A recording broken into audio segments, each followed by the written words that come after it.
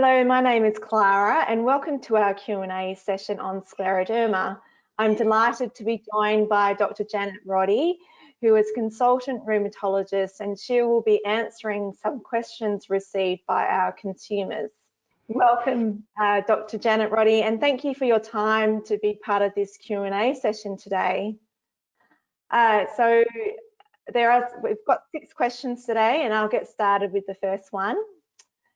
Is it important to manage lifestyle factors such as smoking, diet, exercise as part of the management plan for scleroderma? Thanks, Clara. And before I start answering the questions, thank you for organizing this and all the audio-visual things that go along with it. And thanks to everybody who have submitted questions. So the first question, I think that's in some ways a very easy question and in some ways a hard question, because lifestyle factors are always important in people who have chronic disease. So what perhaps would be the best thing is to take the 3 individual areas. So to start with smoking, I know it's difficult for people who've smoked for many years to quit, but it's probably the most important thing you can do if you have scleroderma. As many of you will know, scleroderma can affect the lungs, it can affect the heart, and it always affects the blood vessels. And smoking just adds a further insult to those 3 areas. So for example, if you're prone to Raynaud's and digital ulcers and you smoke, your chances of really getting that under control are markedly diminished. Similarly, if you have lung disease or pulmonary arterial hypertension. So smoking, whilst it's very difficult, it is critical to stop. In regards to diet, that's an area of great interest in all rheumatic disease, and scleroderma is no exception. But specifically concentrating on the clinical aspects of scleroderma, many people suffer from very dry mouth, what we call Sjogren's syndrome. And so the diet has to, be fluid, like lots of soups and drinking a lot when you eat, small meals.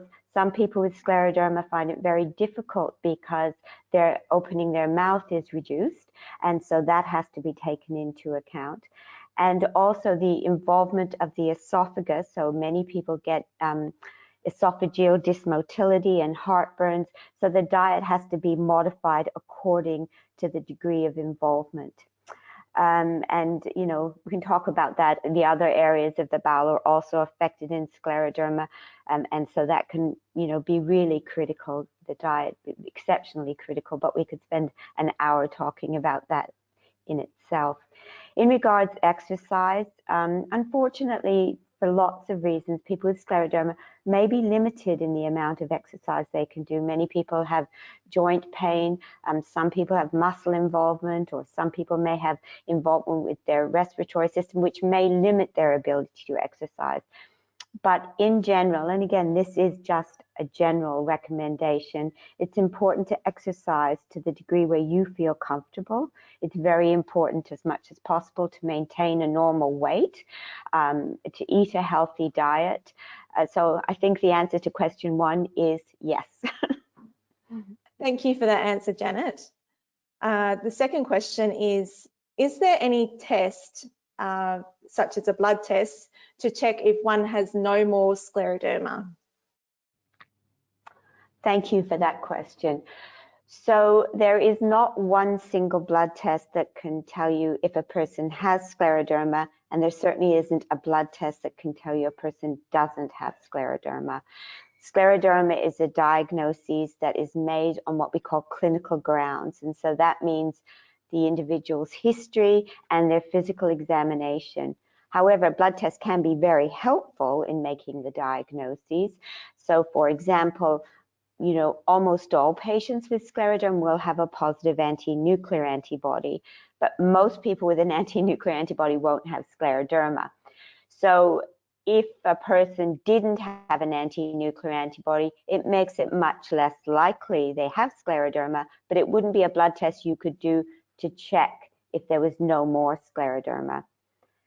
Some people, for example, may have inflamed muscles as part of their scleroderma, which may mean their CK will go very high. And then when their muscle disease comes under control, their CK may go back into the normal range. That would then tell us that the muscles are no longer inflamed, but unfortunately it wouldn't mean you no longer have scleroderma. So to answer that question, there are blood tests that can help tell us that the scleroderma is coming under control, whether that's inflammation markers, muscle enzymes, kidney tests, but there is not a blood test that will tell us you no longer have scleroderma.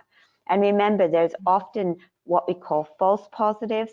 So for example, someone may have a positive blood test and their doctor may say, oh, I think you could have scleroderma, but the blood test goes away. That doesn't mean they had scleroderma and now they no longer have scleroderma. What it might mean is that they had a false positive test. So again, the answer to question 2, there is no blood test that will say you no longer have scleroderma, but there are many blood tests which are very helpful in diagnosing scleroderma and telling us if your scleroderma has gone into remission. So we rely very heavily on the results of lots of tests, including blood tests. The next question is, I was included in the scleroderma screening program at Royal Perth Hospital and then transferred to, which was then transferred to Fiona Stanley Hospital. I'm not getting appointments for testing anymore. How can I get the testing again? Well, thank you for that question, and thank you for agreeing to be part of the scleroderma screening program. As you will know, that was actually started at Royal Perth Hospital back in 2008, and it allowed us to get a lot of information and learn a lot about scleroderma. So thank you to everybody who participated, and I apologize to people who got lost from the list when it was transferred to Fiona Stanley Hospital. It was a difficult transfer, and unfortunately, patients were left off the follow-up list, and Helen Marsden, some of you may know, who's our clinical nurse, worked very hard to try to track down individuals and give them follow-up appointments. But I am sure there are people we missed.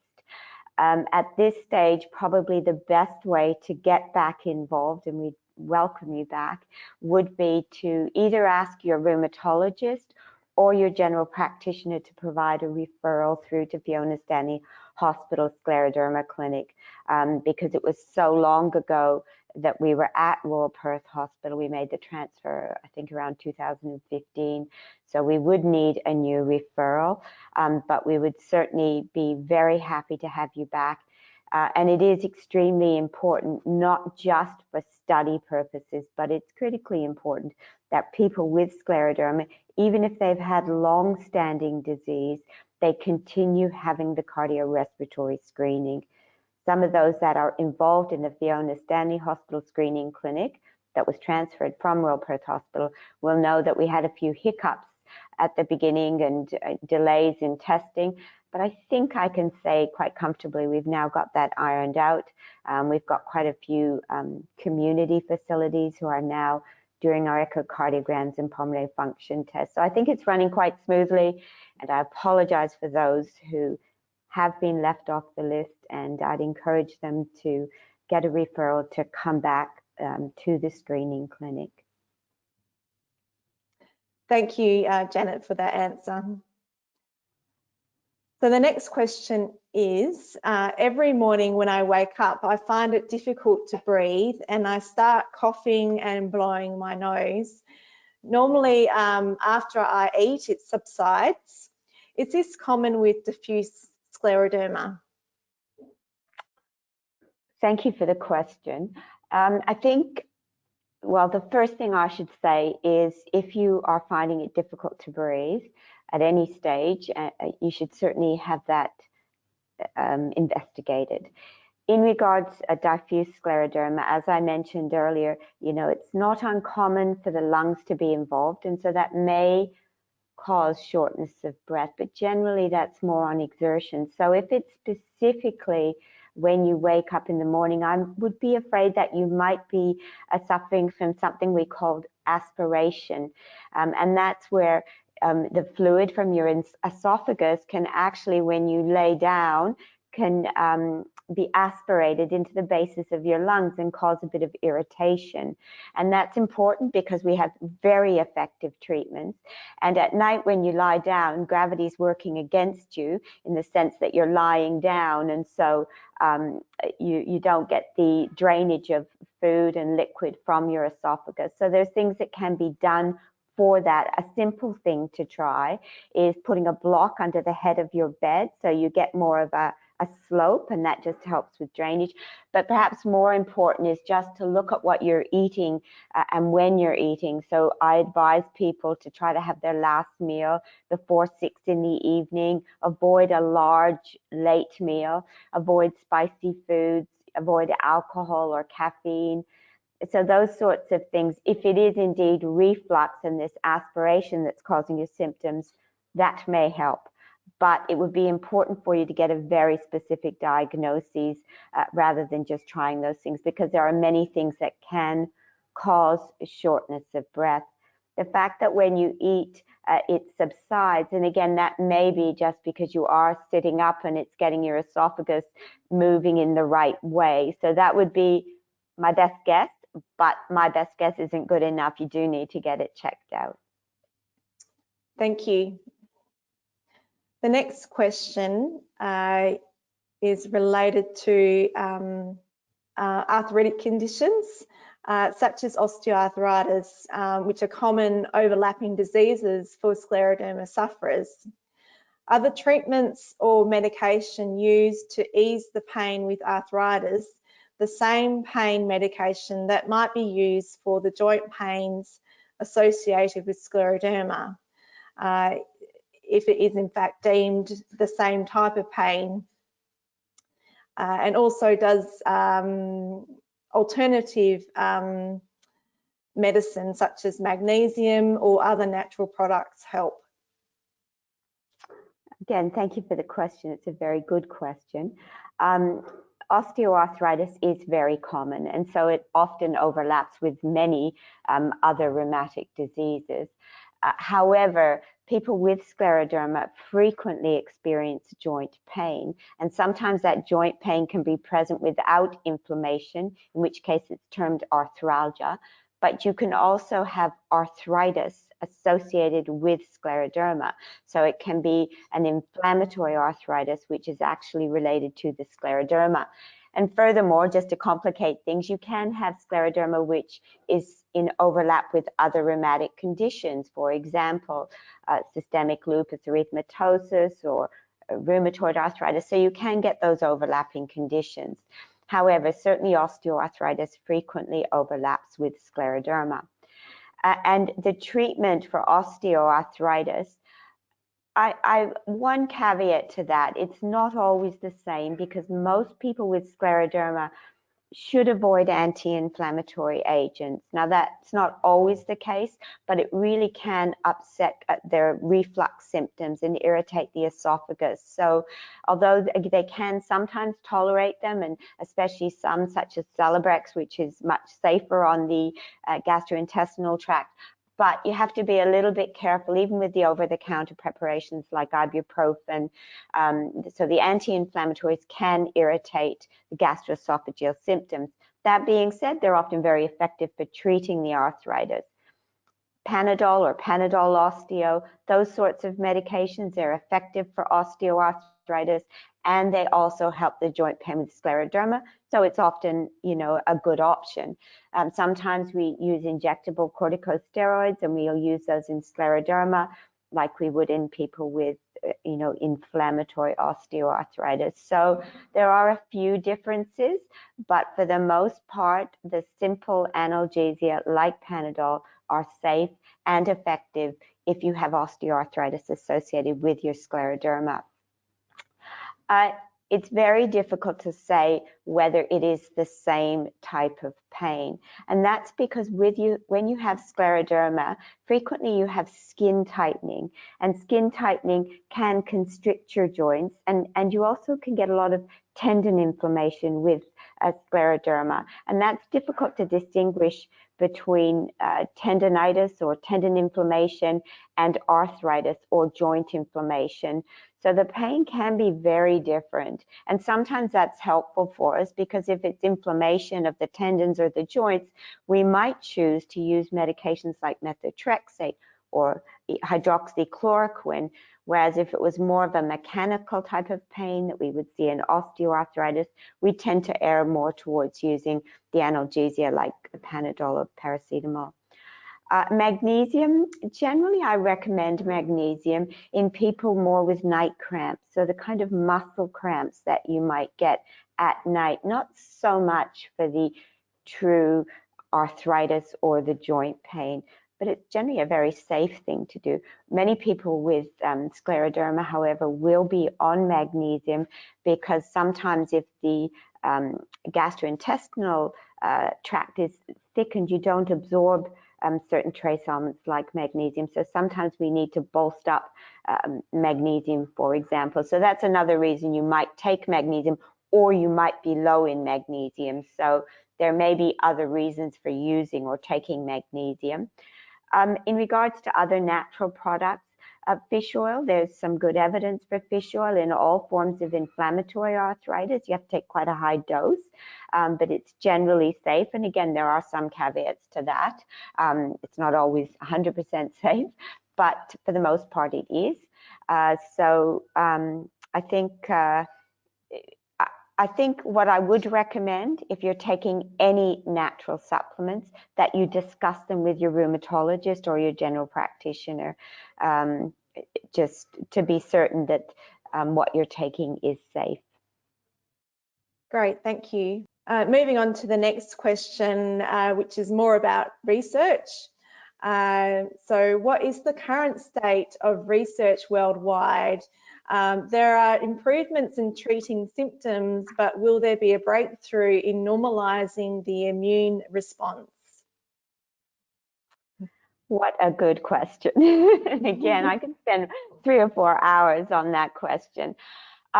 I think it's fair to say the current state of research in scleroderma is exploding. It is such an exciting field to be working in.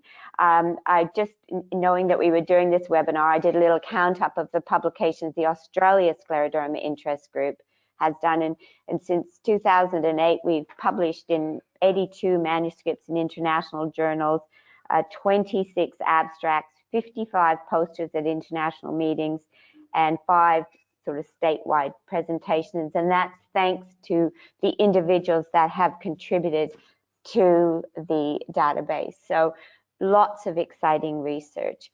I think probably the best way to think of research in scleroderma is to break it down into research that helps us understand the causes of the disease. And I think the best way to think of that is research that's helping us understand the causes of fibrosis, and then research that helps us understand why the blood vessels do what they do in scleroderma. And then even before that, the research that looks into what the genetic predisposition might be and what environmental triggers might be. So a real incredible amount of research understanding all those areas. Some of you may be familiar with some of it, and I'd be happy to talk about it individually, but I can reassure you there is a lot of research going on worldwide. The second part of this question, when you have asked me whether there are, whether the improvement in treating symptoms are all that is, or whether there's a breakthrough in normalizing the immune response, there has been a lot of breakthrough in treatment, but it's really critical to understand scleroderma, unlike many conditions, treating symptoms and treating symptoms early is critically important. So one of the main areas of research which we've participated and contributed to is learning how to pick up organ involvement early. So even before you may have symptoms, because we know if we treat symptoms early, even with existing medications, you prevent damage, which improves outcome. And that's been well studied and well documented. For example, if you have inflammation in your lungs and we pick it up early on pulmonary function tests, and introduce treatment or monitor to make sure it doesn't need treatment, we can treat it early before there's fibrosis in the lungs. And that's just an example. Another example would be learning how to detect involvement of the esophagus so we can treat it before there's scarring and strictures, improves outcome. So I think it's important for me to say that treating symptoms is important, and there's been a lot of research done looking at how best to use individual symptoms to initiate the right treatment. Has there been a breakthrough in normalizing the immune response? I think that what you're asking there, is there a disease-modifying therapy? And unfortunately, at this stage, no, there is not a disease-modifying therapy. However, there are a lot of new therapies that are right now coming into clinical trials, and I'll use this moment as a plug for a trial that we'll be starting at Fiona Stanley early in the new year, which is looking at a new, very novel therapy, which is a type of anti-fibrotic therapy. But to study these medications, obviously we have to have patients with very early scleroderma and patients with the same type of scleroderma. So there's always very restricted entry, and so they're not studies that are meant for everyone. Many of you may be aware of a study that was published last year, January last year, which actually looked at something called autologous stem cell transplant. And the reason I mention that is that's telling us a lot about the immune response, because it was actually a very effective form of therapy, but only for a select group of patients, because obviously it's a very involved kind of therapy. So do I think there'll be a breakthrough in normalizing the immune response? I think we have had amazing breakthroughs in controlling the immune response. And I think if we can do that, we will really be able to get better and better at treating this condition. Great, thank you. Our final question is on a similar note. Are there any new treatments that could be more successful in the near future? Yeah, so I understand why that question has been asked, because because scleroderma is such a rare condition, and it's also heterogeneous. So by that I mean everybody's scleroderma affects them differently. And so it's very difficult to get one treatment which is successful for every manifestation of scleroderma. But what I can tell you, and I can give several examples of treatments where we've taken them from other areas and are using them in scleroderma with great results. An example of that is the use of sildenafil, which some of you may know as Viagra. We use it to treat digital ulcers and Raynaud's in scleroderma, and in many people it's extremely effective. Another example is the use of mycophenolate, which we've taken from the transplant doctors, and we use it for lung and skin disease with a great deal of success. As far as new treatments, we've just looking at our group of individuals where we used a medication called rituximab with very good effect on the lungs and the skin. So I do think we will continue to develop new therapies, but also I think we'll learn better how to use existing therapies to treat scleroderma more effectively. It's such a big area. It's a difficult question to answer in a few sentences, but I do think we will continue to improve our therapy, yes. Thank you, Janet, for your time today and answering these questions on scleroderma from our consumers. It is much appreciated.